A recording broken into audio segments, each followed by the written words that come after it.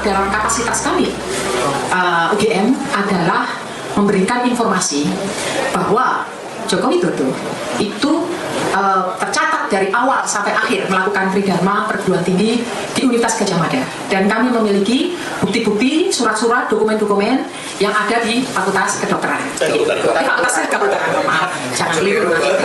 Dari UGM tidak bisa menunjukkan ijazah. Ijazah hanya bisa ditunjukkan oleh pemilik.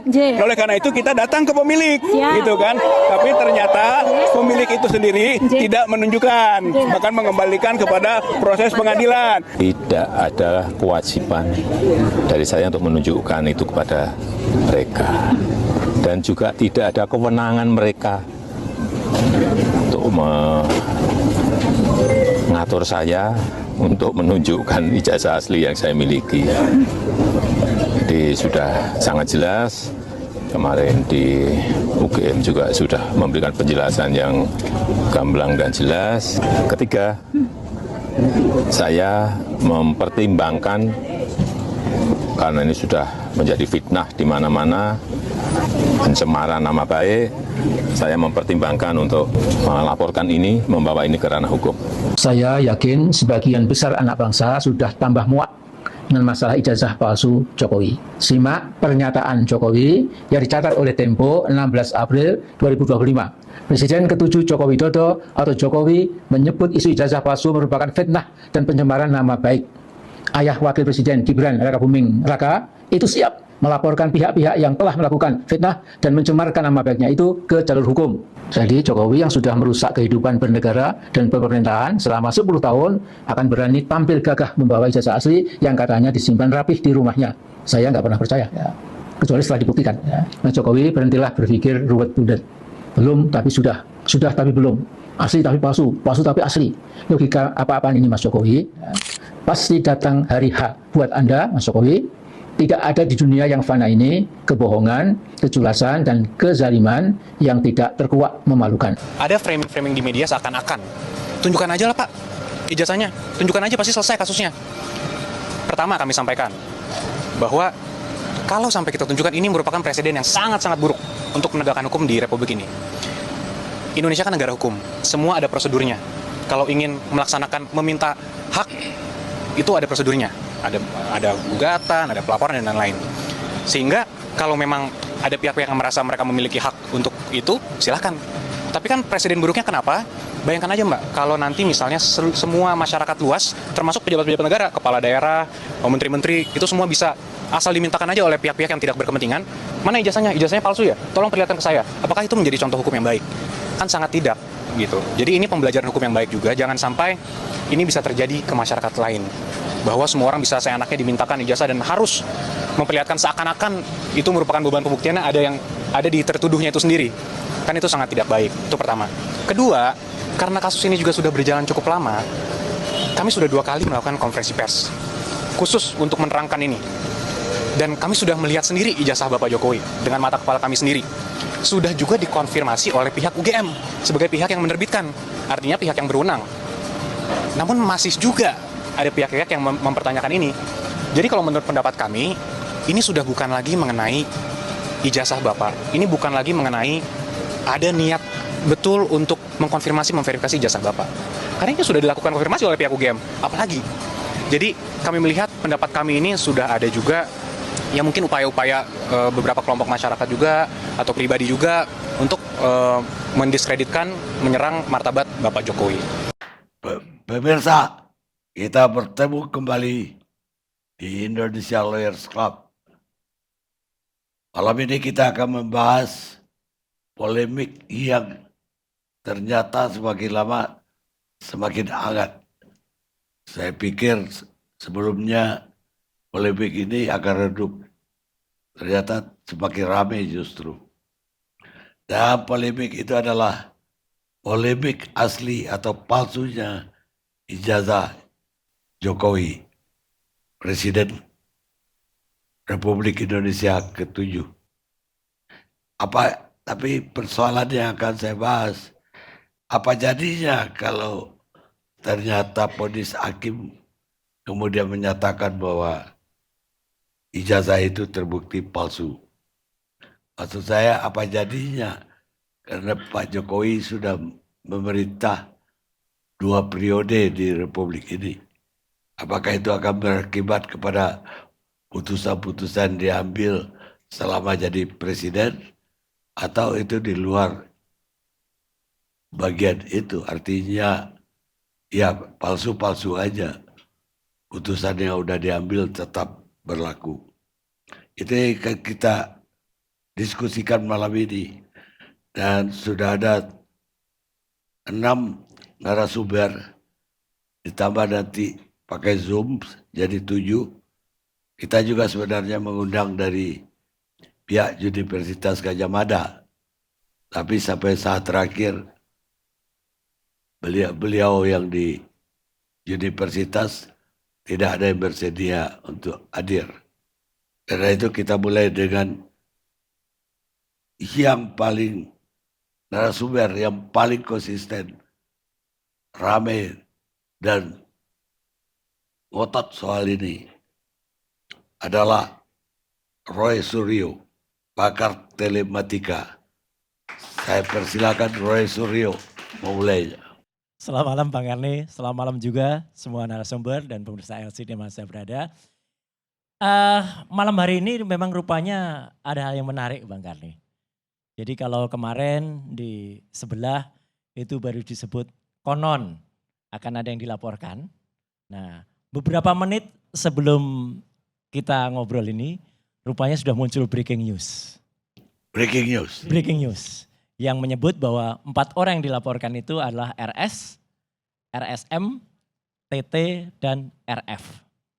Dan kata si pelapor, salah satu dari 4 itu adalah mantan menteri. RS kalau gitu. RS kalau begitu. Nah, jadi ini menarik Bang Karni. Ini menarik. Saya nanti mungkin yang mengulas soal pasalnya biar pakar hukum lah gitu. Konon dilaporkannya pakai pasal 160 tentang KUHP. Jadi adalah pasal memberikan supaya masyarakat itu ya ada itu bukan fitnah tapi itu adalah makian atau memberikan supaya masyarakat itu bergolak gitu, bikin ramai. Karena dikatakan menyebarkan kebencian gitu. Oh, Nah, bukan pasal 110, 111 ya? 160. Yang saya baca 160. Kalau pencemaran 110. Ya, jadi mungkin si pelapor menghindari supaya dia tidak lapor sendiri, ya kan? Gitu. Jadi pakai 160 supaya dikira. Ya nggak apa-apa lah. Itu bagus kalau menurut saya Pak Karni. Jadi jawaban saya mendengar itu melalui LC ini saya katakan bagus. Ya gitu. Jadi moga-moga jawaban yang sama juga disampaikan oleh sahabat-sahabat saya. Apa alasan Anda mengatakan bagus? Di situ nanti akan kita buka. Apakah yang disebarkan itu adalah untuk membuat kebencian, kemudian juga bukan keonaran tapi umpatan makian kepada masyarakat, atau fakta yang kita sampaikan. Kalau yang disampaikan itu fakta, dan itu justru bagi masyarakat itu punya nilai, insya Allah kebenaran, atau punya sesuatu yang perlu diketahui oleh masyarakat, ya justru masyarakat menunggu informasi ini Bang Karni. Izin kalau boleh, saya menampilkan Bang Karni. Jadi ini adalah sebenarnya primary evidence, benar-benar primary. Jadi saya bisa pastikan bahwa 3 di antara 4 orang yang dilaporkan itu, mereka memang mungkin ya patut untuk dilaporkan. Karena justru mereka lah pemegang primary evidence. Primary evidence-nya adalah buku yang disebut-sebut skripsinya milik Joko Widodo. Nah yang menarik adalah kalau kemudian kebetulan 3-3-nya itu alumni asli Universitas Gadjah Mada. Ya, S1, S2-nya rata-rata UGM semua. Saya S1 UGM Komunikasi, S2 Public Health, ya, Magister Kesehatan. Rismon itu S1-nya Elektro, S2-nya juga Elektro juga. Dr. Tifa itu juga S1, S2-nya adalah kedokteran, ya. S3-nya masing-masing kami mengambil di tempat lain. Saya di UNJ, Bang Rismon ada di Jepang, dan kemudian Dr. Tifa ada di UI dan di Unpad, ya. Kami ini memegang yang namanya bukti primer tadi. Bukti primernya adalah skripsi yang disebut skripsi. Izin kalau boleh. Nah ini. Boleh. Jadi inilah skripsi asli. Jadi ini bukan dari sosmed. Ini saya pegang sendiri. Saya scan sendiri dengan menggunakan kamera resolusi tinggi. Sehingga inilah hasil skripsi. kalau kita buka berikutnya, ini yang menarik. Karena lanjut, kalau misalnya kita bisa lihat gambar berikutnya, ini nanti akan menunjukkan ketidakkonsistenan dia. Di sini, bolehlah kalau ini dikatakan dulu, pada saat mahasiswa Universitas Gadjah Mada, UGM, kalau akan membuat skripsi, dia membuatkan atau memesan cetakan sampul dan halaman depan ini pada percetakan di luar UGM. Dulu ada yang namanya percetakan perdana. Jadi sekaligus mengkoreksi Bang Karni. Dulu-dulu dari dekan Fakultas Kehutanan tuh selalu mengatakan prima dan sanur ya. Salah, perdana saya kasih tahu Bang Karni. Dulu namanya perdana. Gitu. Jadi ini perdana, memang dia punya alat untuk mencetak semacam di tahun frame kita jangan kita bayangkan sekarang. Ini adalah tahun 1985 atau tahun 80-an. Belum ada yang namanya mesin cetak inkjet. Ya.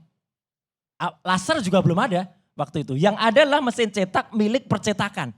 Dan waktu itu cetaknya adalah cetak tinggi Bang Karni. Jadi cetak tinggi itu litograf itu harus disusun hurufnya satu persatu dibalik.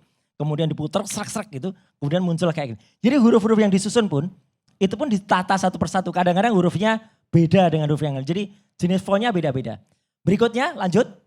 Nah yang menarik pada skripsi ini adalah ketika pada halaman berikutnya. Nah ini yang sangat menarik.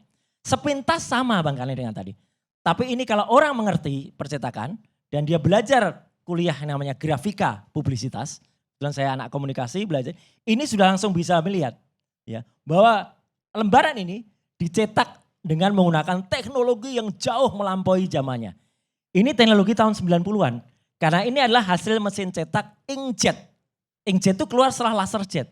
Jadi ini di atas tahun 92. Dan yang lebih menarik lagi di sini adalah kesalahan-kesalahan mulai muncul di sini.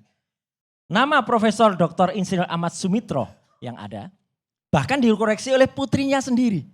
Putrinya sekarang ada di Australia, dia langsung bilang, itu bukan nama bapak saya. Nama bapak saya adalah Profesor Dr. Insinyur Ahmad Sumitro, pakai U. Bayangkan Pak Karni, kalau misalnya saya minta tanda tangan Pak Karni, kemudian di nama saya terus Karni Iljaz gitu. Mau tanda tangan gak Pak Karni? Pasti marah-marah malahan gitu. Ini seorang mahasiswa minta tanda tangan dosennya, ditanda. Dan begitu lihat tanda tangan ini, senyumlah sang putri. Gitu loh. Dan dia dengan kata lain mengatakan itu bukan tanda tangan ayahnya. Dan begitu dibandingkan, ini kalau seorang grafolog itu akan langsung bisa lihat ini. Tanda tangan asli dengan Profesor Ahmad Sumitro yang ada.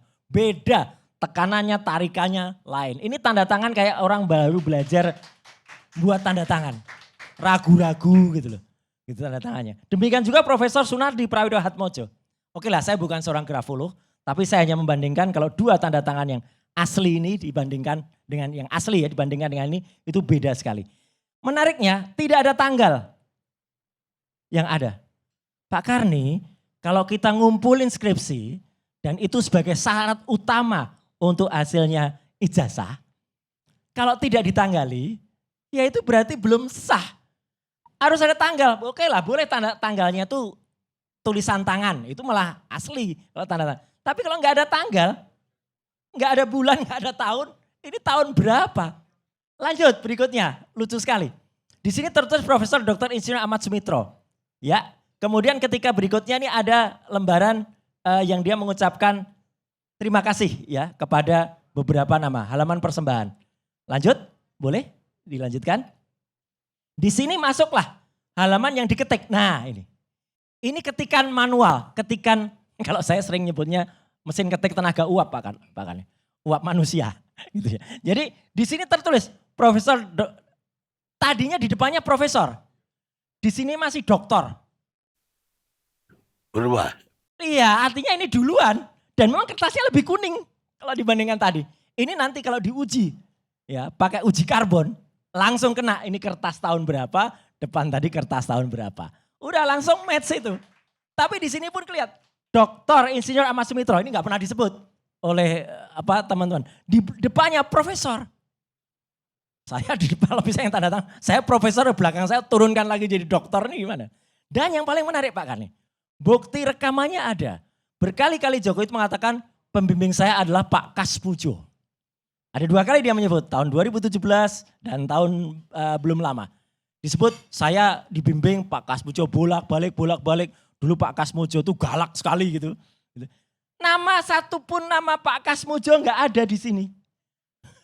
Padahal itu dosen pembimbingnya. Apa jadinya seorang Kasmujo, dengan hormat kepada Pak Kasmujo, ya. Kalau kemudian nama Bapak tuh nggak ditulis di sini. Lah ini skripsinya siapa? Gitu loh. Kalau kemudian ini nggak ada nama Pak Kasmujo. Jadi Pak Nardi memang sudah ditulis profesor, tapi Pak Ahmad Sufron nggak ada. Lanjut berikutnya. Jadi ini memang sudah ketikan. Jadi ini mungkin skripsi benar. Jadi ini ketikan manual. Oke, terus. Ada daftar isi, ada daftar lampiran. Kita cepat aja supaya nggak terlalu lama. Yang menarik, sebelum daftar isi, Pak Karni dan semua narasumber, skripsi itu harus diuji terlebih dahulu. Ada yang namanya harusnya lembar pengujian. Dan itu ada tanda tangan dosen penguji harusnya. Di sini nggak ada. Di skripsinya yang disebut tulisan Joko Widodo ini nggak ada lembar pengujian. Berarti skripsi itu nggak pernah diuji. Atau siapa pengujinya nggak ada. Lanjut, next. Dan kemudian ketika kita lanjutkan, dan ini saya pertanyakan pada saat pertemuan tanggal 15 April kemarin di Universitas Gadjah Mada di ruang 109. Ya. Agak kaget pihak UGM karena di situ nggak ada lembar pengujian. Lucunya, kemudian ada salah satu temennya menunjukkan, punya saya ada mas. Oke, punya temennya tuh milik Pak Saminuddin Bahrori Tau namanya. Dan itu ada, nanti saya tunjukkan. Mungkin langsung ke lembar pengujian saja biar cepat. Terus yang ada, nah ini. Dia menunjukkan ini. Ternyata juga tidak ada tanda tangannya.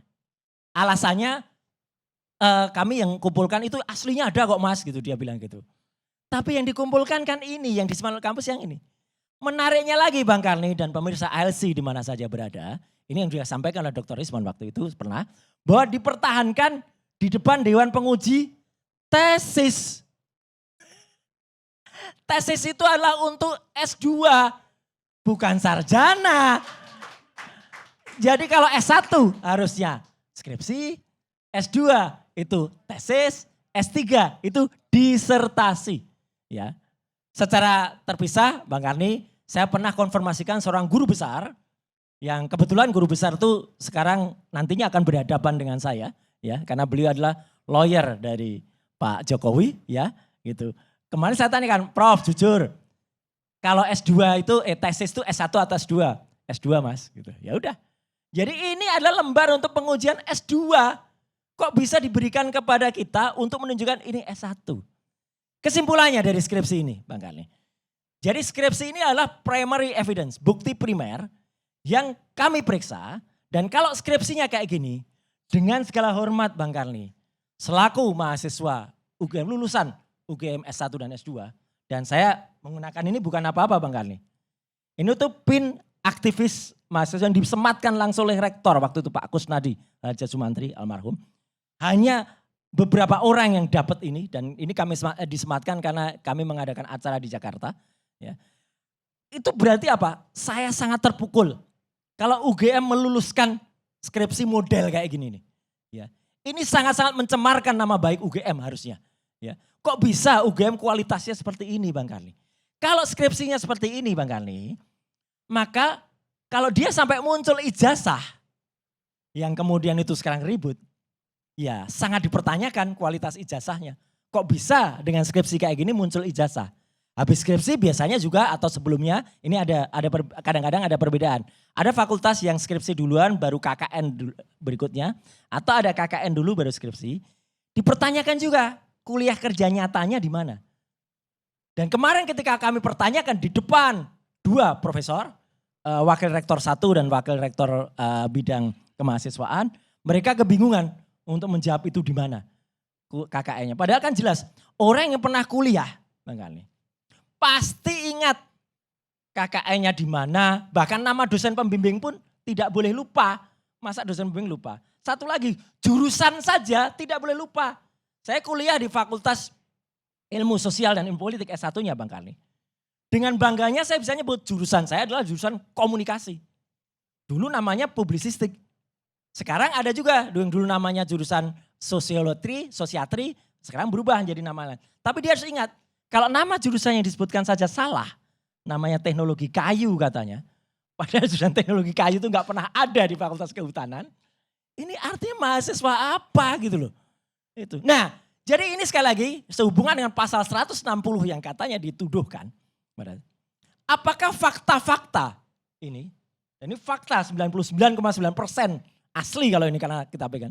Apakah ini disebut merupakan hal yang kemudian membuat masyarakat gaduh atau membuat penghinaan kepada masyarakat? Ini justru saya yang terhina Pak Karni. Harusnya saya yang lapor dia dong. Gitu. Karena kami mahasiswa UGM terhina dengan adanya ini. Kok malah dibalik? Kok malah skripsi yang katanya penghinaan, dikatakan kami menghina itu, berempat kami menghina itu, kok ada yang muncul. Jadi artinya itu Pak Karni. Itu mungkin sebagai pembuka dulu. Kalau ditanyakan, kenapa saya nggak ngulas atau belum menyebut soal ijazahnya. Universitas Gadjah Mada kemarin memang menyatakan tidak bisa menunjukkan ijazahnya karena ijazahnya itu dipegang oleh yang bersangkutan. Oke, kami hormati Bang Karni. Maka di antara 4 itu Pak Rizal Fadilah lah yang berangkat ke Solo, Pak Rismon juga berangkat ke Solo, ingin lihat ijazahnya. Tapi apa yang terjadi Pak Karni? Kita tahu semua, ijazah itu tidak disampaikan oleh yang bersangkutan dengan alasan saya hanya mau menyampaikan di depan pengadilan. Gitu. Lucunya Bang Karni, sebelumnya malah justru disampaikan ke depan 11 wartawan yang ada. Salah satunya dari Liputan 6 gitu yang dia bikin testimoni. Dan wartawan itu tidak boleh memotret Bang Karni. Tidak boleh mengabadikan, bahkan dilucuti dulu. Jadi menurut saya ini kan aneh gitu di era teknologi multimedia sekarang kok wartawan kok malah artinya ditutupi aksesnya. Jadi selama kami belum melihat ijazah aslinya, saya nyatakan ijazah aslinya tidak ada Bang Karni. Kalau ijazah yang keluar itu adalah ijazah yang diupload oleh kader partai sebar ijazah itu ya, atau partai yang salah input itu, mungkin dia salah input ijazahnya, singkatannya silahkan disingkat sendiri ya. Saya pastikan kalau itu yang diupload itu, saya berani pastikan 99% yang ditampilkan itulah palsu. Kenapa saya bilang palsu? Ada teknologi yang bisa mengulas itu Bang Karni. Namanya teknologi ELA, Error Level Analysis. Error Level Analysis itu bisa, ini pun kalau di Error Level Analysis juga ketemu. Kalau ini malah di Error Level Analysis ketemu aslinya.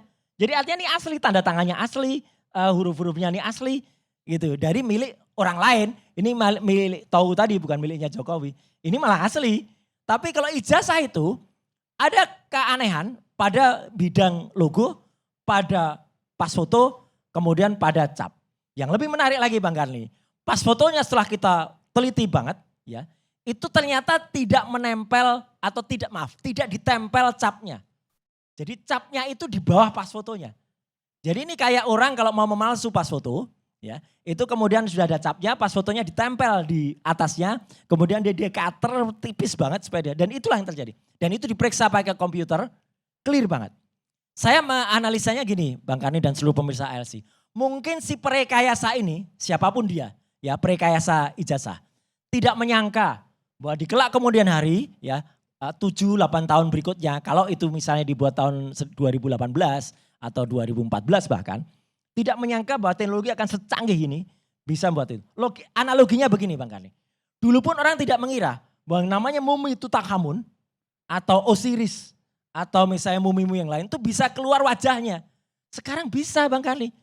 Dengan teknologi AI, Artificial Intelligence, itu bisa direkayasa, bukan direkayasa namanya, tapi direproduksi kembali sehingga muncul gambar, oh Tutankhamun tuh kayak gini lah asli wajahnya. Faraoh, mumi itu kayak gini. Ini sama. Jadi artinya teknologi itulah solusi Bang Karni. Teknologi memang mungkin bisa salah Bang Karni. Tapi insya Allah peneliti dengan teknologinya kami tidak boleh bohong.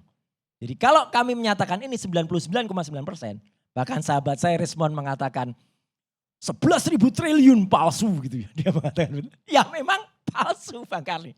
Nah kalau mau asli, oke. Nanti ijazah aslinya yang konon ditunjukkan Pak Hartawan itu ditunjukkan. Beramai-ramai kita periksa. Baru kemudian kalau itu terbukti memang asli, ya udah kita pastikan tuh asli. Kalau iya kita katakan iya, kalau enggak kita katakan. Maka Bang Karni, sekaligus ini jawaban saya. Silahkan kalau kami mau dituntut dengan pasal 160 KUHP yang itu kami dituduh untuk menyebarkan kabar yang tidak benar. Sementara itu dulu Bang Karni. Terima kasih. Ada yang menarik. Anda berkali-kali bilang 99%. Ya, Jadi ada sisa 1%. betul. Itu keraguan apa tuh? Bukan keraguan Bang Karni. Kita ini, wah saya nanti dikatakan sok suci Bang Karni. Kita itu kan manusia. Manusia kan tidak sempurna Allah Subhanahu wa taala Bang Karni. Yang bisa 100% bahkan lebih itu hanya yang di atas kita. Tapi Allah pun Bang Karni, lihat tadi. Allah pun sudah memberikan petunjuk. Tadi Profesor Wening Udasworo dalam memberikan statement resmi. Itu statement resmi loh itu di depan wartawan 100 pihak dan itu sepihak. Nggak ngajak kami. Jadi dia curang saja kalau menurut saya memberikan statementnya. Karena tidak sama yang disampaikan. Fakta di pertemuan itu tidak persis sama yang ada di. Jadi dia mengatakan bukti-bukti sudah kita berikan. Nggak ada bukti Bang Karni. Di ruang 109 itu tidak ada satupun bukti di atas meja. Baru setelah kita desak dengan Undang-Undang Keterbukaan Informasi Publik nomor 14 tahun 2008. 1 jam Bang Karni untuk mengeluarkan skripsi ini. 1 jam kita berdebat. Baru dikeluarkan, baru itu kita periksa. Prof. Wening tadi pada pembukaan Bang Karni itu mengatakan jadi kita pastikan Joko Widodo adalah mahasiswa kedokteran. Bang Karni, Prof. Wening Udasworo tuh dulunya sastra. Kemudian Joko Widodo katanya kehutanan. Kok bisa muncul kata-kata kedokteran? Ya. Apa itu kalau enggak petunjuk dari Allah? Jadi nanti akan ketemu jalannya sendiri Bang Karni. Jadi 100% itu milik Allah Bang Karni. Saya enggak berani 100%. Tapi yang Anda bilang bahwa seorang mahasiswa itu pasti ingat siapa pembimbing, siapa guru besar, Pasti yang lah. menguji. Ya kalau saya akan bilang pembimbing saya Armaili, Iya, Ibrahim, iya, SA. Profesornya Ismail Sudi. Parsis. Jadi udah almarhum dua-dua. Iya, iya. Soalnya saya tamatan Gunung kan. Kalau saya sangat ingat Bang Karni, dulu pembimbing saya namanya Pak Budi Sayoga. Ya, dosen yang ada itu dan bahkan dekan Visipol UGM waktu itu masih belum profesor waktu itu, masih Pak Dr. Ikhlasul Amal. Oh, Akhirnya Ikhlasul. menjadi profesor dan kemudian menjadi rektor. Jadi nggak mungkin salah Bang Karni kalau kita mahasiswa asli Bang Karni. Dan itu bangga kita. Oh ini nggak apa-apa nih, tadi saya waktu sebelum acara ditanya sama Bang Andian. Itu pakai kaos apa? Nah ini Bang Karni. Bangga kalau UGM itu kita bangga Bang Karni. Kami keluarga besar alumni Universitas Gajah Mada. Wah bangga. Ijazah bangga disebutkan. PIN bangga. Kok ada mahasiswa yang malu-malu mengasihkan. Bahkan kalau perlu UGM kita desak Bang Karni. University Rotterdam saja itu berani atau dengan bangganya masang ijazahnya salah satu proklamator Bung Hatta. Harusnya UGM bangga dong. Prof. Wening kemudian itu masang Mas Haris masang dong ijazahnya Jokowi kayak apa gitu. Nah itu nanti akan banyak yang menganalisa pasti gitu loh. Wah ini hurufnya Times New Roman gitu. Makin hebat lagi nanti pasti Bang Karni. Anda ada kawan-kawan dilaporkan kemana? Hari ini. Iya. Jadi ketika dilaporkannya enggak, tapi saya baca ada di breaking news tadi. Ya, Ya. ke Polda, ke Mabes. Saya mohon maaf Bang Karni karena saya di jalan barusan aja di luar kota saya hanya melihat breaking newsnya. Gitu. Mungkin nanti Bang Silverster lebih tahu. Polres Jakarta Pusat. Terima kasih Bang Silverster. Nah itu jadi kita jawab tantangan itu Bang Silverster. Lokus Nanti kita buktikan deliktinya. dengan fakta. Ya lokus delikti ada, jadinya Jakarta Pusat. Iya padahal UGM itu ada di Ya, Jakarta. tapi Anda kan ngomong Ya karena ngomongnya di Jakarta Pusat. di Jakarta Pusat. ngomongnya di YouTube ya. YouTube itu ada di mana-mana Bang. Ya udah gak apa-apa. Biar nanti masalah hukumnya. Itu Bang Karni. Bang Ro bisa tanya nggak? Boleh tanya ya? Ya memang giliran Anda. Wah, silakan Pak Andi. Bukan, saya bukan alumni UGM, Ya. tapi saya ingin mengetahui apakah Pak Kasmijo itu dosen pembimbing akademik? Kasmujo. Kasmujo itu Pak Ya. dosen, sepengetahuan saya mungkin ada dua ya, ada dosen untuk skripsi, pembimbing skripsi, ada dosen akademik. Ya. Akademik. Kalau saya melihat Pak Ahmad Sudio dosen pembimbing Ya. skripsi, Ya. Pak Kasmijo pembimbing akademik. Ya. Saya minta konfirmasi apa itu betul? Ya, jadi Pak Kasmujo itu pada diwawancara langsung oleh Pak Jokowi tanya, Pak ingat nggak berapa kali saya bolak-balik? Nah, ini saya nggak penekanannya apakah beliau itu adalah dosen pembimbing akademik atau dosen pembimbing skripsi? Lebih baik tanyakan ke Jokowi langsung. Ya. Enggak, ini saya mau tahu di UGM itu ada seperti itu enggak? Saya bukan mahasiswa kehutanan Pak Andi. Enggak. Dan yang jelas Enggak, nama ini Pak secara Kasmujo general. nggak Saya ada. nggak tahu ini secara general loh. Nggak boleh dong. Secara general. Ya, Bang Roy kan dari Visipol. Ya, Waktu menyusun skripsi, ya. Bang Roy lulus tahun berapa? Saya lulus 91. 91, ini di bawah 90 berarti. Ya, kan? itu 85. Apakah ada perubahan akademik? 85 kan? Ya, Apakah ada perubahan? Ya. Ya. Ini kan dikatakan. Gak ada standar sama. Ada 2 pembimbing akademik, Pak Ada. Kasmijo, ada pembimbing skripsi. Betul. Bang Sudiro. Betul. Waktu Saya Bang Roy, ada 2 juga kan? dan dua-duanya saya tulis. Ya, Kalau ini saya kan artinya begini, Pak Kasmijo itu ada pembimbing akademik, confirm ya? enggak. Kenapa nggak confirm? Karena Jokowi pada saat wawancara tahun 2017 di kampus itu, beliau mengatakan, ini loh dosen pembimbing saya. Dia nggak nyebut akademik, nggak nyebut skripsi. Tapi saya bolak-balik pulang. Bolak-balik. Dosen pembimbing akademik, apakah mengharuskan mahasiswa bolak-balik? Enggak, Pak Andi. Itu dosen pembimbing skripsi berarti dia. Makanya saya minta konfirmasi. Ya. Ya kan, benar ya, berarti ada 2 dosen. Ada. Di UGM Tapi yang itu jelas gini, Pak Andi. adalah dosen pembimbing akademik, Ya. yang kedua adalah dosen pembimbing skripsi. Ya. Yang jelas, kalaupun beliau tidak tanda tangan di sini, Pak Kasmojo, dia setidak-tidaknya penghormatan pasti ditulis tuh di prakata itu, pasti. Ya, Kalau begini, enggak ya malin kundang itu dia. Ini kan nggak balance. Ini nggak balance ya untuk informasi ini. Mestinya Balance. informasi memang dari pihak UGM ada. Ya, UGM nggak bisa jawab, jangan bilang nggak bisa jawab. sudah dipastikan beredar, maka kami tantang sekalian. Sekali lagi, Bang Rismo nantang, saya nantang. UGM publikasikan pertemuan selama 1 jam lebih itu. Dan di situ jelas banget kegelagapannya para dosen itu, kemudian teman-teman kita tanya, mana fotonya? Kemudian ketika dia ada fotonya, lah ini foto apa gitu.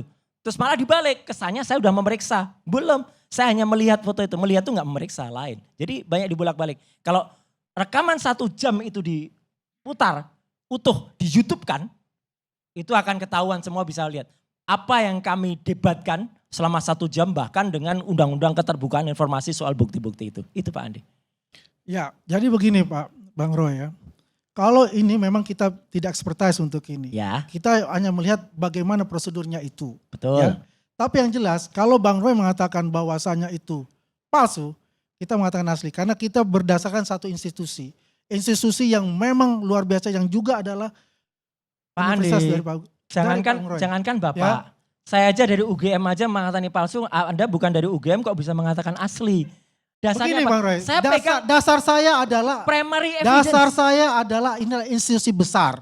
Ya, Apa? tidak gampang ya institusi itu menjelek-jelekan ataupun membuka kedoknya juga, Iya. gitu kan? Tidak mungkin. Ya, Justru itu. apa yang dia lakukan adalah yang kebenaran yang terjadi loh. Ya, dan itu diakui oleh rektor sendiri, Ibu Afi, ya kan? Bahwa ini ada Nama benar rektor- alumni saya. Nama rektornya aja salah. Loh, Profesor Dr. Ova Emilia. ya. Salah kan? Salah kan masalah, ini kan slip tang. Bang Roy kan sering juga slip tang. PSI dibilang apa tadi kan? Partai. Loh, saya nyebutnya partai sebar ijazah kok. Nah ya kan PSI, saya juga bisa katakan Ovi jadi Ova juga boleh kok. Enggak boleh. Kalau itu nggak- nama Bisa orang, saja kan? nama orang nggak boleh salah. Nah, saya slip tang, saya Error. akui, saya slip tang. Hukumnya error and Iya, persona. saya slip tang. Ya, Oke, oke. saya minta maaf untuk itu. Terima Tapi kasih. yang jelas itu ya, sebagai institusi itu institusi besar loh. Iya. Ya, banyak menteri, bahkan presiden pun juga alumni dari sana. Iya. Saya bangga, anak saya alumni UGM, saya Justru bangga. itu. Justru Anak itu. saya lulusan Ya. dari UGM. Tapi mengenai ini, ya saya sangat menyesal sekali. Saya sangat luar biasa bahwasanya diacak-acak sendiri oleh alumninya. Enggak lah. Justru alumnusnya inilah yang mengacak-acak UGM. Kami yang prihatin. Mantan rektor UGM saja, Profesor Sofyan Effendi, itu pun mempertanyakan. Ini harus jelas UGM sikapnya, jangan seperti ini. Nama mantan rektor yang lain, ya saya izin untuk tidak menyebutnya, tapi saya ketemu langsung dengan beliaunya, ya pada saat sawalan kagama kemarin. Ya, beliau pun mengatakan, maju terus Mas Roy, ini memang sesuatu terjadi. Bongkar semuanya, bongkar. Ya saya bongkar, itu Bang Andi. Jadi Ya. saya mohon izin Pak Karni, Pak Andi, selaku alumnus UGM asli, ya, saya sekali lagi menyesalkan UGM mau terlibat ke dalam, kalau ini dikatakan sesuatu hal yang persekongkolan, ya, sayang banget. Saya sayang kepada kampus saya cinta kepada mereka, dan benar, saya bahkan kalau tadi sekali, saya nggak mungkin salah dengan Prof. Ova, Ya, saya kenal betul personal dengan Prof. Ova. Gitu. Beliau putra siapa? Beliau itu putri rektor juga UII. Ya, putrinya Prof. Zaini Dahlan. Ya, orang baik, tapi the right woman and the wrong time and the wrong Itu place. kan versinya dari Oh Bang Roy. iya. Ya kan? Justru saya bilang. Ya sah-sah saja mengatakan itu. Maka kan nanti kan diuji bisa. Ya, Ya. kita tunggu. Saya mendukung sekali itu dilaporkan ke kepolisian. Jadi itu terang benderang, ya kan? Setuju. Tidak ada versi A, versi B lagi, Ya. ya kan? Kita lihat aja itu nanti. Setuju. Baik. Sekarang saya minta pendapat senior saya, Pak Nana Baban.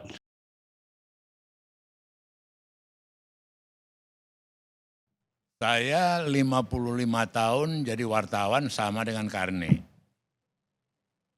Sekarang ini kalau saya lihat, ini ceritamu ini Suryo udah 10 kali ku dengerin. Udah inflasi. Nah sekarang berita-berita itu inflasi tanpa ada solusi, tanpa ditangani. Fufu-fafa dibiarin. Kalau orang cyber saya, dari Barreskrim, usut itu. Benar apa enggak? Dibiarin, jadi polemik, dibiarin. Berbulan-bulan bertahun. Ini juga dibiarin. Dibikin jadi teater gitu loh. Saya terus terang aja karena nggak begitu happy kau undang ini. Gak happy ya? Bukan betul, selesai lah ini urusan-urusan ini. Ini inflasi. Ya, tapi masih berlanjut. Iya maksud aku. Hari ini pengaduan. Artinya kadang-kadang aku terharu lihat Selamat Ginting ini. Rajin kali dia apa lagi. Tidak tahu berulang-ulang gitu loh. Tidak maksud aku ada bahayanya juga Karni. Ada dua bahaya sama kita sekarang. Lebih ngeri daripada pemerintah. Apa? Berita-berita yang bagus pun yang otentik gak diopeni. Tidak ada urusan. Lu mau bikin apa kayak bocor halus kayak. Kau mau bikin ini kayak, mau bikin apa kayak, nggak ada. Yang ada gegap gempita ditangkap orang Pertamina, gegap gempita ditangkap hakim, dan itu tidak pukulan besar untuk kerja intensif. Kenapa ini? Apa PPTAK bilang? Apa BPK bilang apa? Kenapa ini? Tidak ada. Dianggap aja biasa. Satu orang karyawan Mahkamah Agung di rumahnya disimpan 1 triliun cash dan berapa kilo emas. Itu biasa. Kan satu berita yang apa itu? Ngeri nih karena nilai-nilai itu lebih ngeri daripada pemberedelan. Gak diopeni. Gak ada pengaruh. Selamat Ginting berbusa-busa, gak ada cerita.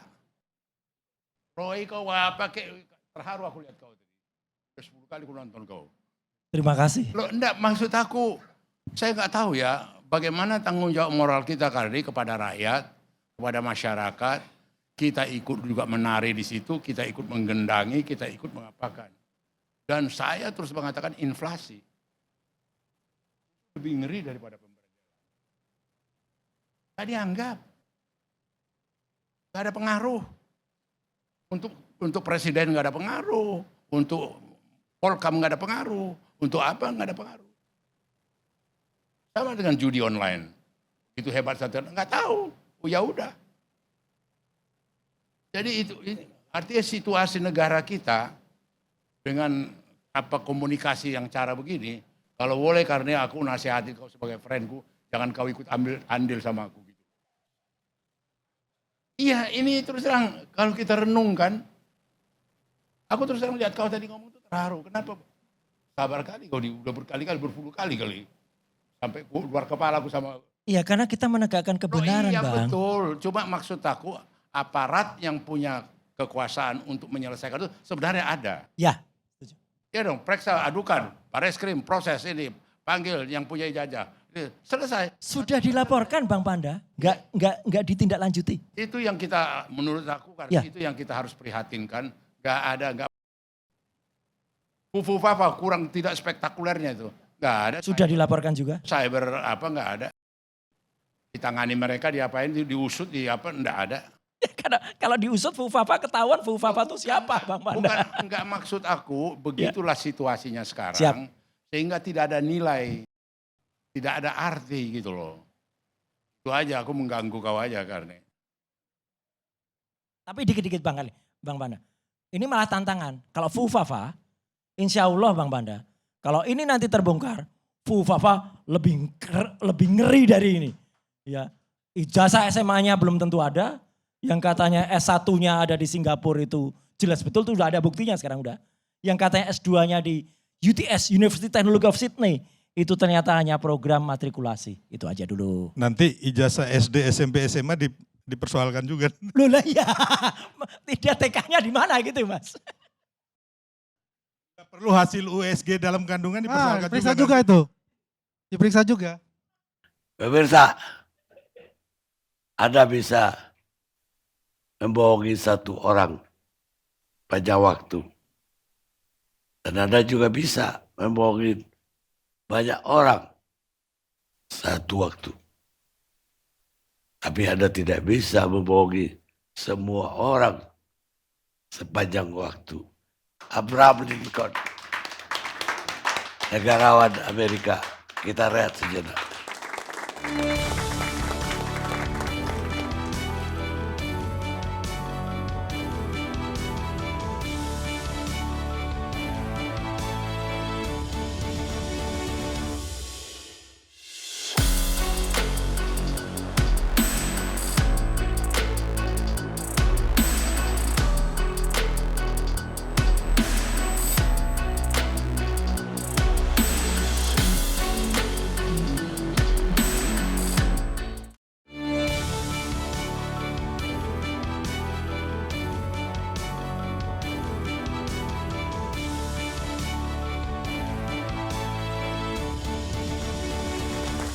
Pemirsa, kita lanjutkan diskusi kita. Tadi Bung Panda udah ngomong tapi pendek sekali dan hanya mengulas bahwa tidak ada follow up dari isu-isu yang beredar. Mungkin ada tambahan, Bung Panda. Ini maaf dulu ya, aku kalau ditanya, dijajah, supirku bisa ngambil. Ambil dulu di kamarku di lemari sebelah kanan itu ambil. Kan sekarang kok jadi ijazahnya genting, gawat gitu loh. Menjadi topik gitu loh. Aku gak mau ikut bodoh, itu aja. Dia aja yang terharu aku lihat orang ini. Nggak, artinya maksud aku, itu kan soal sepele, sederhana. Ya kan, ada orang besok pagi datang, Panda aku mau lihat ijazahmu. Aku panggil supirku. Tadi itu dilaci, ambil dulu. Ada. Kenapa begitu jadi sakral sekarang, jadi begitu genting, begitu apa, diteropong dari sana, diteropong dari sini, dilihat. Boleh dipoto tapi tidak boleh, boleh dilihat tapi nggak boleh dipoto. Nah itu yang maksud aku yang tadi yang katakan itu bahayanya itu pembiaran. Ribut lah kau situ, apalah kau situ. Padahal yang punya kewenangan oleh negara, dia bisa menegakkan, tidak ada peduli. Sama dengan bayangkan itu apa itu bambu itu, pagar bambu. Yang berkeliaran itu intelijen Kodim, intelijen Koramil, intelijen Polsek, Kodamar, gak ada urusan. Di tanah itu gak ada urusan. Hilang begitu aja. Gak begitu gitu. Tapi sudah ada anak muda itu siapa itu namanya? Khalid. Wah itu sebenarnya VIP itu kalau tamunya Prabowo. Khalid itu dikasih bintang itu, dilindungi itu. Bener loh. Itu betul-betul prototipe pejuang yang memperjuangkan orang-orang kecil itu, Khalid itu. Dan yang mau saya gambarkan gitu, ada hal-hal yang aparat penegak hukum sebenarnya bisa menjadi garda terdepan untuk sesuatu yang diresahkan, dikhawatirkan oleh masyarakat. Mereka ini, dan itu sesuai undang-undang. Kenapa nggak dilakukan? Gitu loh. Sama aja karena itu serang aja, jujurlah dulu kita renungkan. Yang ditangkap hakim ini begitu banyak. Sekarang seluruh Jakarta mutasi semua hakim sekarang. Luar yang hakim agung keluarkan mutasi seluruhnya. Yang saya katakan itu nggak ada yang ditakuti. Korupsi nggak ada yang ditakuti. Yang kena ini nasib kau aja. Kurang pintar kau. Gila nggak? Ditangkap dari Pertamina. Ya biasa. Dampaknya udahlah, udah nasib dia aja itu. Goblok dia aja. Bayangkan negara ini begini. Itu sama dengan saya sendiri, terus terang aja saya nggak tahu presiden ini didampingi penegak hukum seperti Otto Hasibuan, seperti kemudian Yusril. Menurut aku dia kasih kisi-kisi, Pak Presiden kalau bicara korupsi yang ini. Pak Presiden ini, kamu saya kejar ke Antartika. Udah malam-malam nanti tanya, kau bisa kembaliin gak? Apa ini advis penasihat hukumnya ini? Gitu loh, yang kayak gitu-gitu. Sabarlah kita, Arli. Sabarlah kita.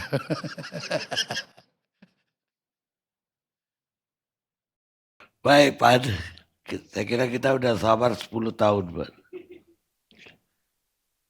Sekarang saya mau Ketua Umum Relawan Solidaritas Merah Putih. Ganti ya? Lu atributnya bukan ini. Silvester Patut tidak. Terima kasih, selamat malam Bang Karni dan Bapak narasumber dan pemirsa ILC dimanapun berada. Sebelum saya masuk mungkin saya tanya dulu, tadi Mas Roy sudah memperlihatkan skripsi ya? Bukan tesis kan? Skripsi. Itu skripsi. Skripsi, oke. Jadi Dan salah dong tadi kalau Mas tesis. Roy juga mengatakan bahwa baik skripsi dan ijazahnya itu palsu ya? Tadi ada Selama ijazahnya itu belum ketemu yang asli, palsu. kalau itu yang disebar oleh kader partai tadi, saya nyatakan kalau yang itu palsu. Ya, jadi Mas Roy udah mengatakan itu palsu. Iya. Jadi sebenarnya sangat miris ya. Saya melihat kita sebagai orang-orang berpendidikan, orang intelek ini, beliau-beliau ini, tapi sudah berani memutuskan bahwa ijazah dan skripsinya palsu. Padahal tadi apa yang dibeberkan oleh Mas Roy dengan foto di situ, menurut saya itu nol. Karena apa? Karena sangat dini. Dan Mas Roy bukan adalah pihak resmi atau dalam hal ini pihak berwenang yang mengatakan bahwa ijazah ini palsu atau skripsi ini palsu. Kita hidup di negara hukum dan kita harus tunduk pada konstitusi kita. Ya, jadi kembali lagi sebenarnya Mas Roy, yang berwenang ini kan ya mungkin Mabes Polri, laboratorium forensik, dan juga putusan pengadilan yang inkrah. Jadi nggak bisa seenaknya siapapun di Republik ini menuduh orang, menjudge orang bahwa ini ijazahnya palsu, KTP-nya palsu, sertifikat rumahnya palsu. Ini nggak boleh loh, ya kan? Kalau hanya mungkin dugaan silakan. Makanya Mas Roy, saya harus mengingatkan juga bahwa kemarin itu ada yang sudah divonis 6 tahun penjara. Bambang Tri dan Mas Nur, Gus Nur. Pengadilan sudah memutuskan mereka divonis 6 tahun penjara. Karena apa? Karena belum ada bukti mereka punya, termasuk putusan hakim yang mengatakan bahwa ijazah atau skripsinya Pak Jokowi ini palsu, belum ada. Jadi kita nggak boleh sembarang menuduh kayak begitu. Ini masuk sudah, apa yang dikatakan Mas Roy ini udah masuk ranah pidana.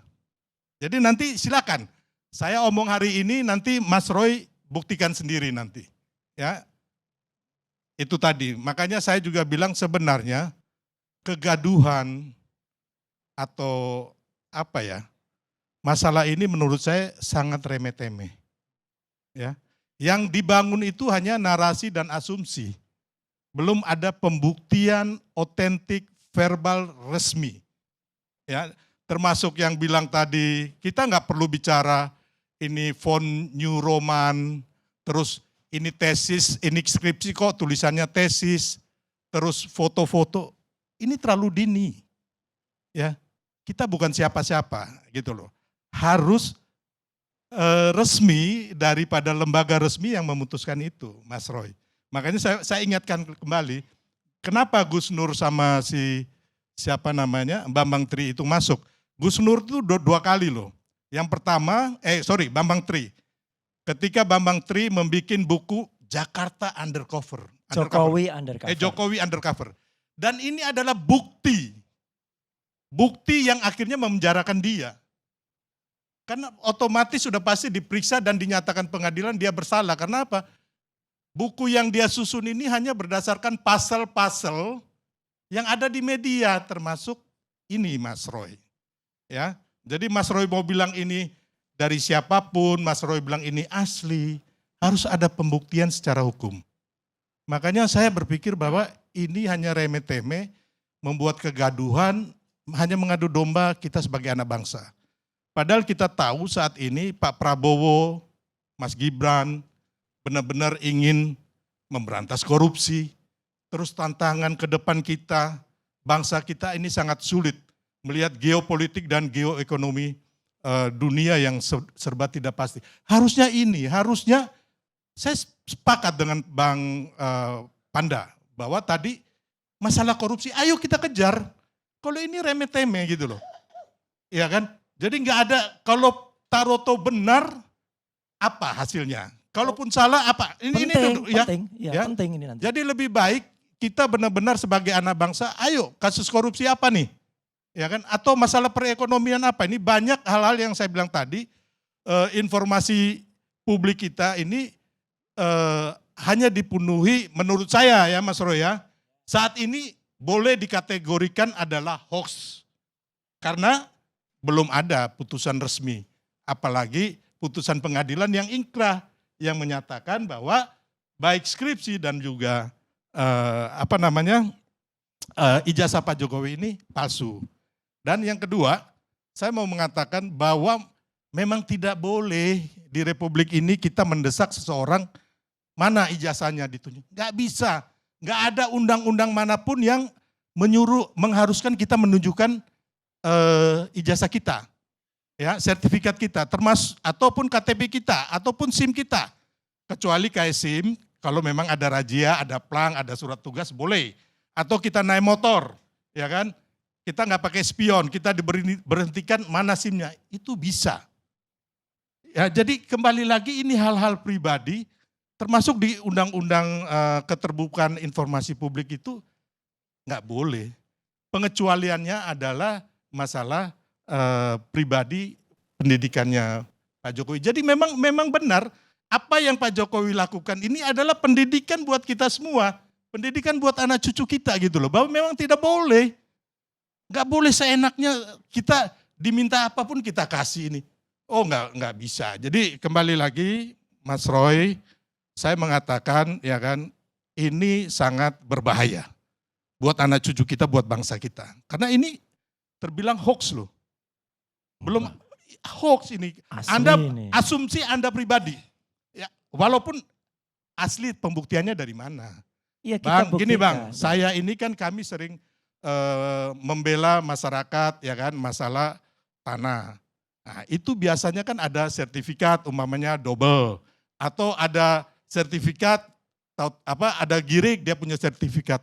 Itu harus pembuktiannya di laboratorium forensik.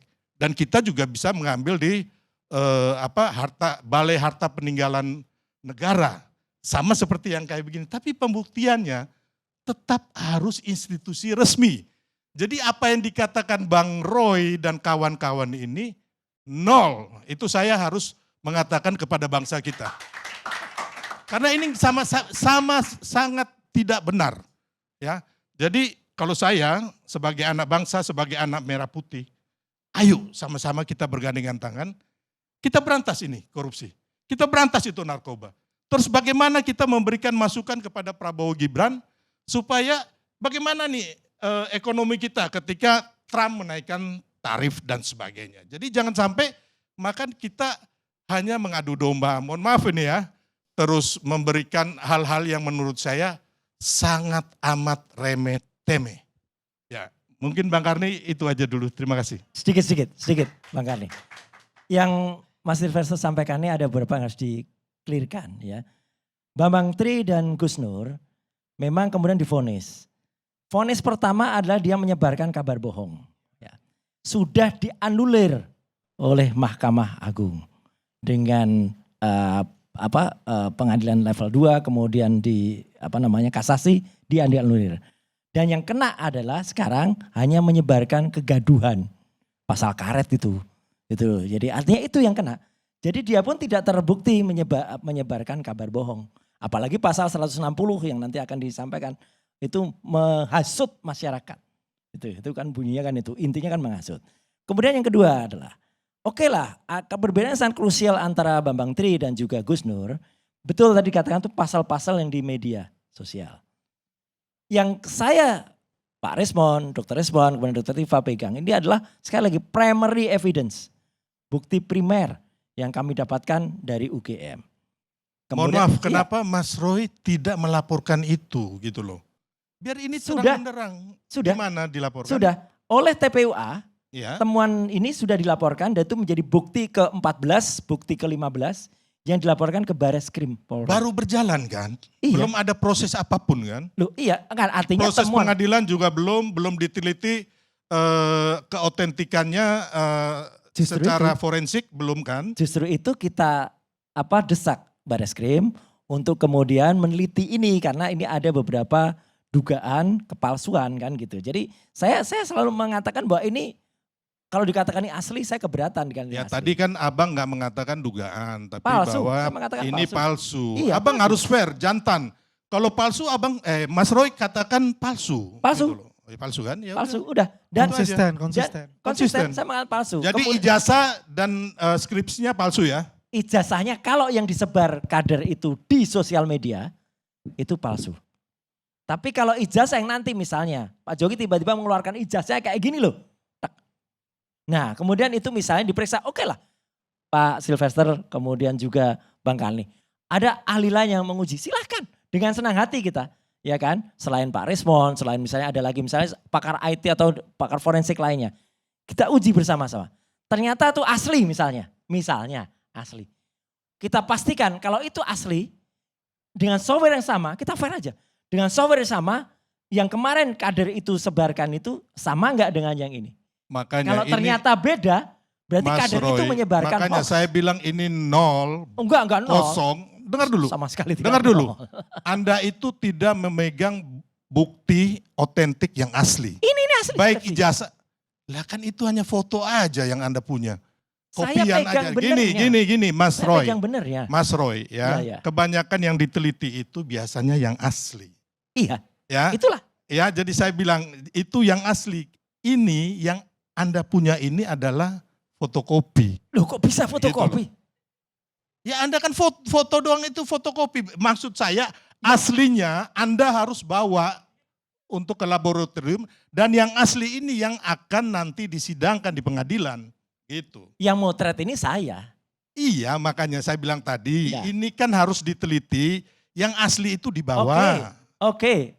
Kita tunggu nanti kalau ada pakar lain misalnya, makanya kita challenge. Oh jangan pakar bos, langsung laboratorium forensik. Ya setuju. Yang resmi. Setuju. Ya. Makanya Dan kan kita pengadilan laporkan yang resmi. ke Bareskrim. Ya, jadi Ya kan? saya aja kasih tahu nanti ada pengadilan ya kan, nanti pengadilan tingkat pertama, kedua, ketiga satu dan lagi, seterusnya satu ya, lagi, sampai Pak. inkra itu. Satu lagi, mungkin saya tegaskan lagi.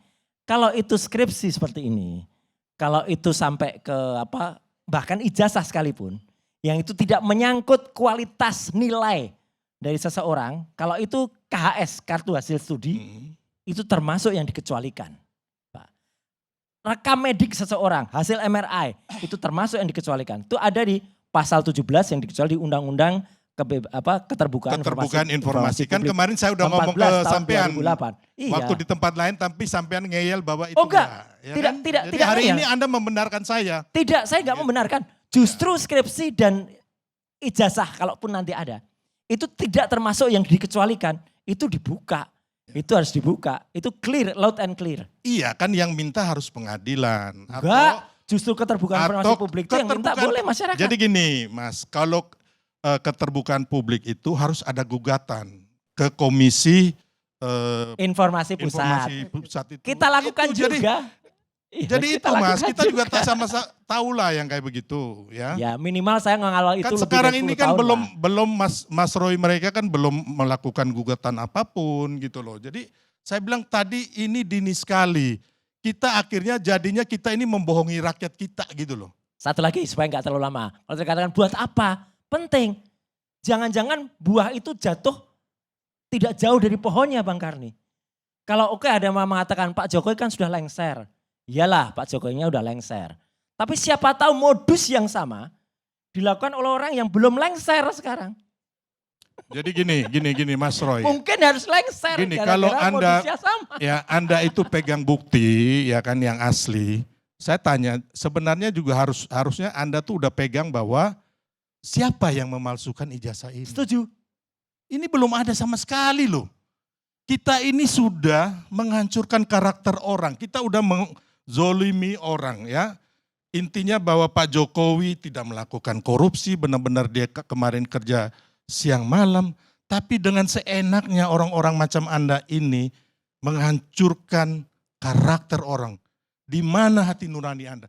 Kalau ada putusan resmi ya, saya akan ikut Anda. Oke, Ya, mari tapi makanya kalau kita kayak buktikan. begini, Kita ya, buktikan. makanya kemarin saya juga ke Solo, saya mendesak Pak Jokowi, laporkan.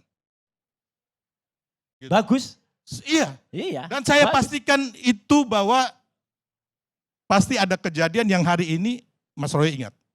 Setuju. Jadi Gitu. artinya dengan nanti dilaporkan akan kemudian dipertanyakan yang aslinya mana kalau itu dikatakan. Sudah pasti itu. Iya kan? Ditanyakan sudah Nah, pasti. Ya, makanya hanya kan Anda sudah membunuh karakter orang dulu Enggak. sebelum yang asli itu keluar. Ngapain orang itu terbunuh karakternya kalau dari Oh awal iya dia dong. bukan kalau dari Mas awal dia Roy, tunjukkan yang asli. bagaimana dengar ya, Itu orang aja. di rumahnya di Solo digeruduk, dimaki-maki, difitnah-fitnah, dijelekin. Come on, di mana hati nurani kalian? Ya, Saya kira cukup. Ya, ya. Enggak Lain, gini lain, Pak lain. Karni, saya ini bukan mendukung Pak Jokowi atau Pak Prabowo membabi buta. Kalau mereka melakukan kesalahan, mereka melakukan korupsi, melanggar konstitusi, saya di pihak paling depan bersama rakyat. Ya kalau ijazahnya terbukti palsu ya kita harus Kan lakukan. itu baru angan-angan Enggak, Mas nanti Roy, kita baru buktikan. halusinasi Mas. Halusinasi. Iya kan? Bukan. Biar dibuktikan oleh Ya udah cukup. pengadilan untuk itu. Cukup. Sekarang saya pindah ke Selamat Ginting. Sebagai orang kampus. Bagaimana lihat kasus ini?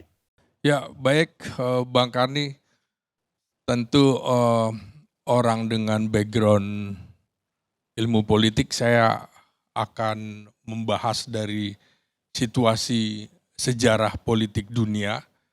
Kita ingat bagaimana tokoh-tokoh seperti Lenin, Stalin, Mussolini, Hitler adalah orang yang dikenal dalam sejarah politik sebagai tokoh yang membungkus semua keputusannya, semua tindakannya dengan yang namanya propaganda politik. Dia berusaha bahwa tindakannya adalah tindakan yang benar, kemudian juga menjustifikasi kekuasaannya. Pada saat tokoh-tokoh yang saya sebutkan tadi itu berkuasa, semuanya tidak ada yang berani mengatakan sang tokoh ini benar atau bohong. Karena kekuasaan digenggam begitu kuat dan tidak ada yang berani memastikan kata-katanya, tindakannya benar atau bohong. Tidak ada pengadilan, tidak ada kepolisian yang berani. Tapi setelah tokoh-tokoh seperti Lenin, Stalin, Mussolini, dan Hitler lengser dari kekuasaannya, baru semuanya berani mengemukakan, menguji apakah pernyataannya benar, apakah tindakannya benar, apakah dokumen-dokumen yang pernah diperlihatkannya adalah benar. Jadi memang kita mesti belajar bagaimana Lenin misalnya sebagai pemimpin dalam revolusi Bolshevik itu menggunakan propaganda untuk menginspirasi rakyat Rusia atau rakyat Uni Soviet pada saat itu untuk menggulingkan rejim SAR. Dia meyakinkan bahwa omongannya tidak ada yang salah.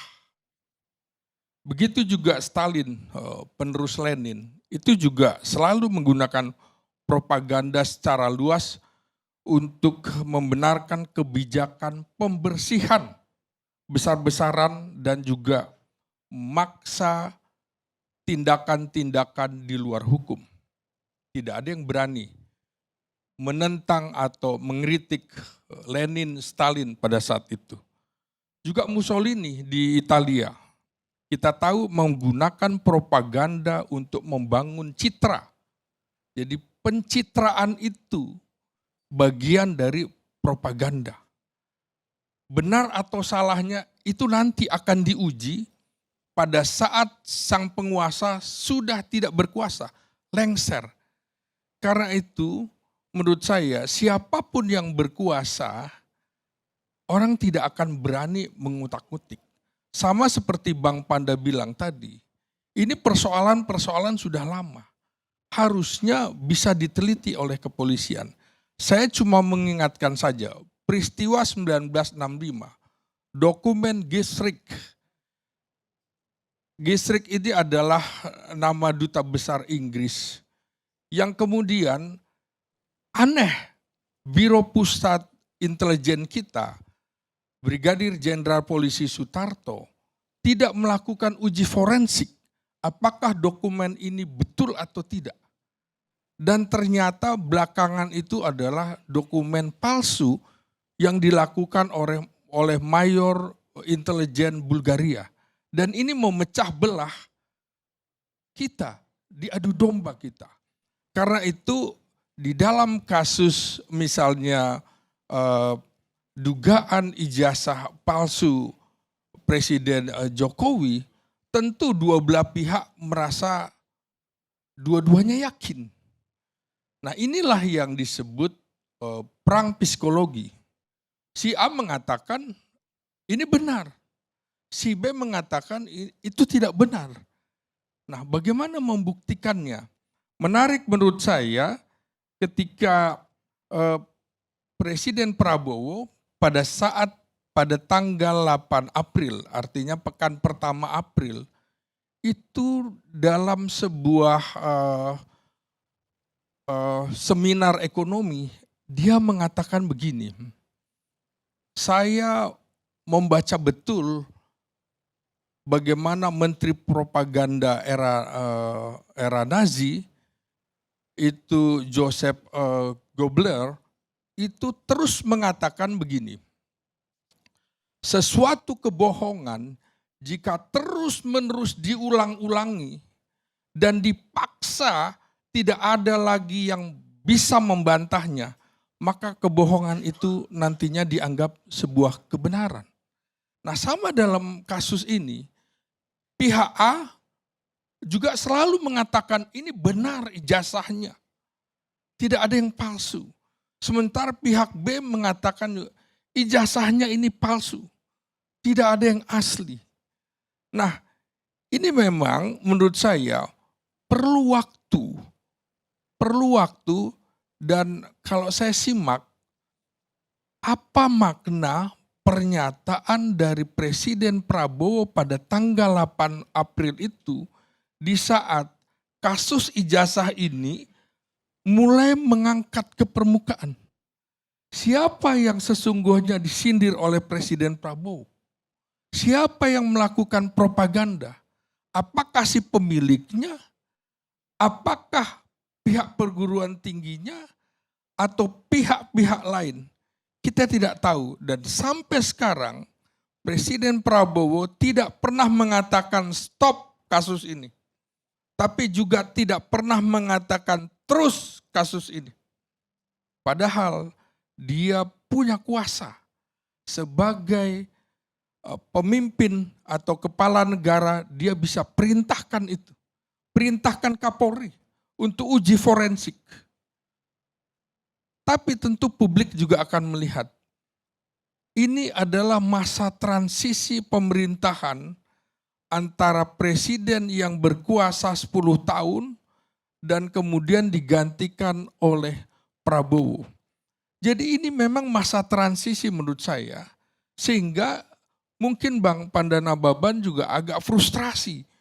Karena background sebagai aktivis, background sebagai jurnalis, gergetan kita.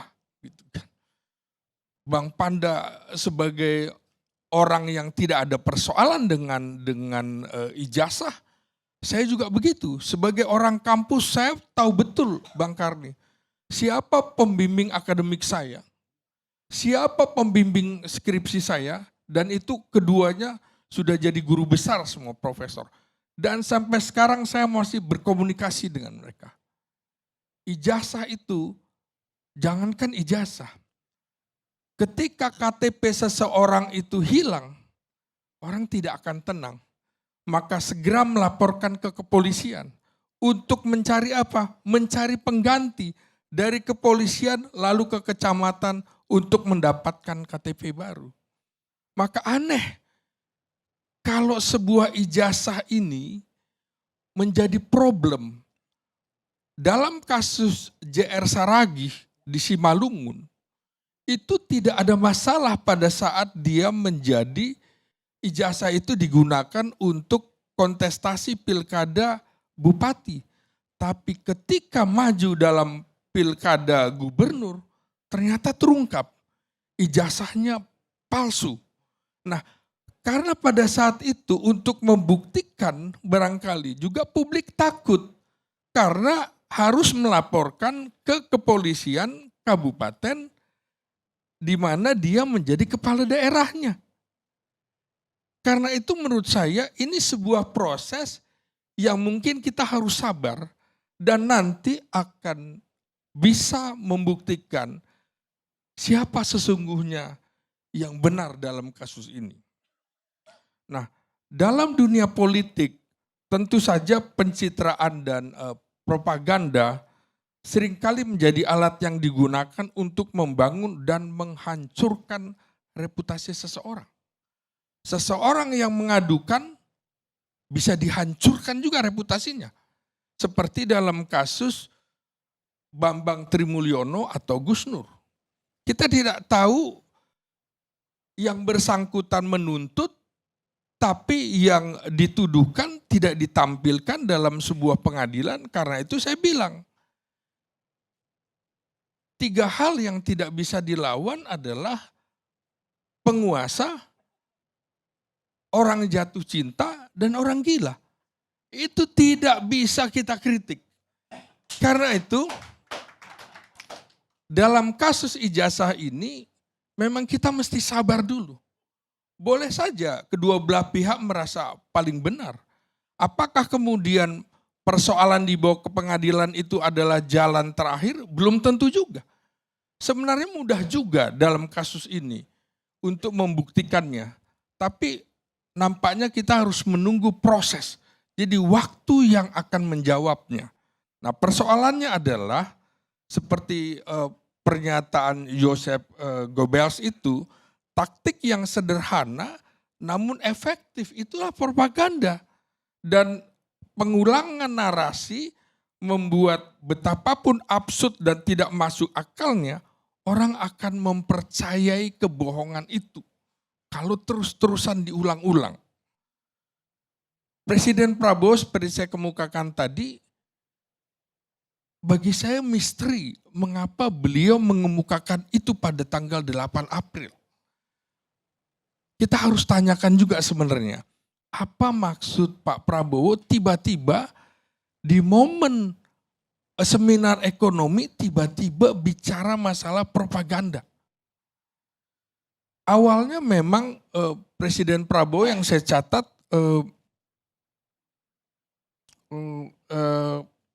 mengatakan bahwa pemerintah Prabowo Subianto itu tidak anti kritik. Bahkan kata dia, Kabinet Merah Putih ini suka dengan kritik karena membuat pemerintah tetap waspada, namun ia menyebut pemerintah perlu memberikan klarifikasi.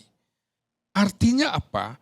Dalam kasus ijazah, dugaan ijazah palsu atau benar ini menurut saya, dia sedang waspada.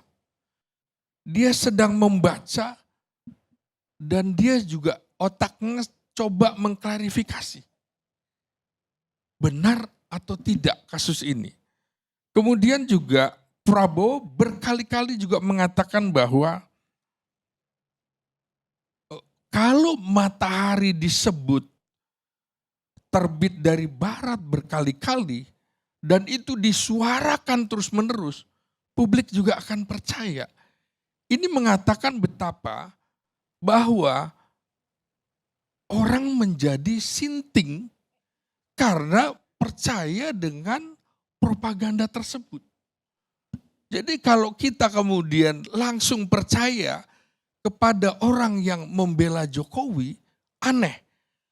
Betapa juga sama ketika kita percaya pada orang yang menuding Jokowi, itu juga aneh. Lebih aneh. Artinya kita harus memfilter dari dua belah pihak itu. Nah, tentu saya tidak masuk ke konsekuensi hukumnya karena background saya ilmu politik bukan ilmu hukum. Maka setidaknya begini, ada konsekuensi politik jika itu kemudian terbukti ijazahnya palsu. Saya catat tentunya konsekuensi politiknya. Terjadi krisis legitimasi dan kepercayaan publik.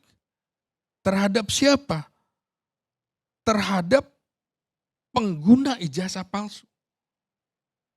Terhadap institusi yang mengeluarkan dugaan ijazah itu. Artinya tingkat kepercayaan terhadap Universitas Gadjah Mada juga bisa turun drastis.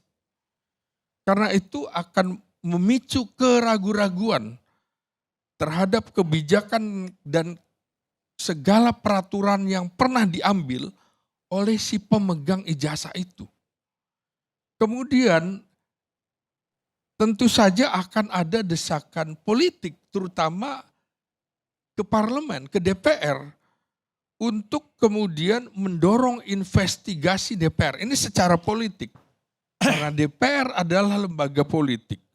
Desakan permintaan maaf bagi sejumlah pihak. Satu, tentunya si pelaku yang menggunakan ijazah palsu, kalau itu memang dinyatakan palsu. Permintaan maaf juga dari siapa? Dari perguruan tingginya. Juga yang mengerikan menurut saya adalah pencabutan hak politik, termasuk jika Jokowi dibuktikan itu ijazahnya palsu, itu secara politik pencabutan hak politik. Hak politik adalah apa misalnya? Hak pensiun. Hak yang diberikan rumah dan segala penghargaan sebagai presiden bisa dicabut. Ini secara politik ya. Kalau itu terbukti. Dampak warisannya juga, dampak warisan politiknya tentu saja namanya akan tercoreng. Dan ini akan berdampak pada keluarganya seumur hidup. Jadi ini tidak main-main. Nah, persoalannya di kita ini, Bang Karni, barangkali karena budaya politik Jawa itu lebih menonjol daripada budaya politik lain, karena memang secara budaya Jawa lebih kental. Maka seperti yang dikemukakan oleh mantan Presiden Soeharto, mikul dhuwur mendem jero, itu akhirnya proses hukum dan proses politik itu jalan di tempat. Nah karena itu seperti melindungi presiden-presiden kita sebelumnya. Kita yang merdeka bersama dengan Korea Selatan, merdeka tahun 1945, kita ketinggalan dalam hal ini. Korea Selatan berani mengadili presiden-presidennya. Ini sebuah peringatan sebenarnya supaya seseorang kalau menjadi penguasa, menjadi presiden, dia harus berpikir jangan berbuat bohong. Jangan mengedepankan pencitraan. Hasilnya apa? Berapa banyak presiden Korea Selatan yang sudah dibui walaupun kemudian dimaafkan. Hasilnya secara ekonomi luar biasa. Korea Selatan menjadi negara maju, jauh lebih maju daripada kita. Kasus ini menjadi pelajaran bagi siapapun yang akan maju dalam kontestasi apapun, maka dokumen negara ini harus betul-betul keasliannya bisa dipertanggungjawabkan. Mengapa kemudian persoalan ini kemudian naik kembali? Nah, Selamat, Jokowi, boleh saya ini enggak? sebentar. biar selesai. Jokowi adalah pejabat publik pada saat menjadi wali kota, gubernur, dan presiden. Maka publik menurut saya juga wajar kalau menanyakan hal itu kembali. Kenapa? Karena ijazah itu, ijazah pejabat publik bukan lagi menjadi hak individu. Publik berhak menanyakan mana ijazahnya. Jadi saya tidak dalam posisi membenarkan kelompok yang mengatakan ijazah Jokowi asli, dan saya juga tidak membenarkan dalam posisi yang mengatakan ijazah Jokowi terduga palsu. Silahkan kemudian nanti akan membuktikan. Saya bukan ilmuwan hukum, saya ilmuwan politik. Kira-kira itu yang bisa menjadi catatan dari kajian ilmu politik. Demikian Bang Karli. Terima kasih. Saya kira cukup berimbang apa yang dia sampaikan. Sedikit Bang Karli, kalau tadi filsafat Jawa, saya memang soal mikul dur mendiru itu benar. Tapi ada lagi Bang Karli, katanya di zaman edan ini sing waras ngalah. Lah kalau sing waras ngalah, nanti yang berkuasa yang edan Bang Karli. Jadi yang waras gak boleh ngalah, yang waras harus bersuara. Yang waras itu sopo, Mas? Yang edan siapa? Edannya bagaimana? Yang edan bagaimana kayak gitu? Yang waras, yang meneliti. Yang waras. Nah, tadi kan pertanyaan begini, tadi dijelaskan tuh Jangan mengenai, hanya membuat narasi tapi tidak punya dasar-dasar argumen yang kuat, Mas Roy. Harus Karena begitu. ini akhirnya Anda menggiring opini dan membohongi publik. Jangan. Kasihan bangsa ini kalau kita Oke. Dan ini sudah dijelaskan baik ya, Yalah. Mas. Bang Slamet. Intinya tadi itu diteliti kan. yang palsu. Bagaimana kalau itu terbukti pengadaan itu asli? Apa dampaknya? Saya kira ya sebaliknya. Bisa dijelaskan biar dia Bang Roy juga tahu. Oh iya, kalau misalnya diduga palsu, maka harus ada pihak-pihak yang meminta maaf. Dan kalau ini juga asli, maka harus ada juga pihak-pihak yang meminta maaf. Kan sama, artinya pihak yang berlawanan. Pihak Saya yang kira menuduh. sama. Jadi gini, Bang, aku tambahkan sedikit. Ya kan tadi Abang bilang presiden di Korea, di apa segala macam di penjara. Saat ini belum ada pembuktian baik Pak Jokowi, Pak Prabowo, Mas Gibran melanggar konstitusi atau melakukan abuse of power. Belum ada loh. Pak Mirsa, manusia itu berkembang dari ambisi ke ambisi. Pada awalnya mereka akan mencari jalan untuk menyelamatkan diri. Selanjutnya mereka akan mencari jalan untuk menyerang orang lain. Machiavelli. Kita ketemu ILC yang akan datang.